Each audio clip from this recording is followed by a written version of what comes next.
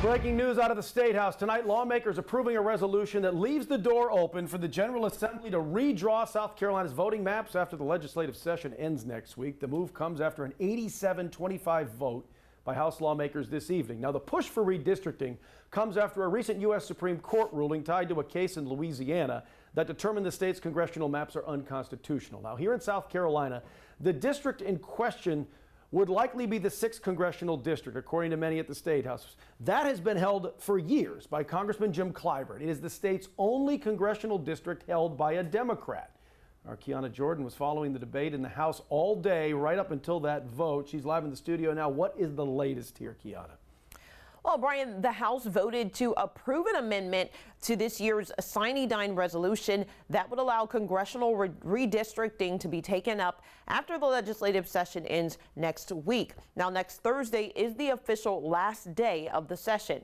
The push across at least 4 states comes after a Supreme Court ruling that radically changes how congressional maps must be drawn under the Voting Rights Act. The Supreme Court ruled that drawing those maps along racial lines is not allowed. Critics of the move, most of them Democrats, argue this would hurt candidates who have already filed to run and have been campaigning, with 1 month until the June primary. Democrats also say Republican leaders are caving in due to pressure from Washington, D.C. and President Trump. Supporters say the amendment that passed tonight simply gives lawmakers the option of taking up redistricting after the session officially ends. This resolution that comes to us in the wake of a Supreme Court decision that came down just last week allows the General Assembly to come back, though it doesn't require, to come back and address those questions and make the determinations necessary to answer those questions as best it can. Let us not follow the path of really and truly disenfranchising the voice of so many people. I really don't know where I stand on maps being redrawn or not being redrawn. I've got to think about that.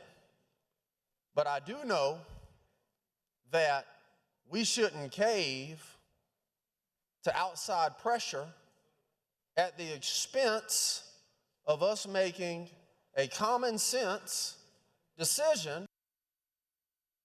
Now, the reason this action even had to be taken is because Governor Henry McMaster said he would not call for a special session at the State House to address the redistricting issue. Just yesterday, we talked to the governor about the issue, and he again stood firm on that position about calling lawmakers back to the State House to effectively work overtime on this. However, he did point out that lawmakers should pay attention to the U.S. Supreme Court ruling and take action to make sure South Carolina is in good standing. Anytime you have a new case coming out, it's always appropriate to read, study to see if it has an impact on what you've already been doing. Tonight, the chairman of the House Judiciary Committee has set a committee meeting for this Friday morning to take up the redistricting issue. In studio, I'm Kiana Jordan. Watch Fox News, Local First.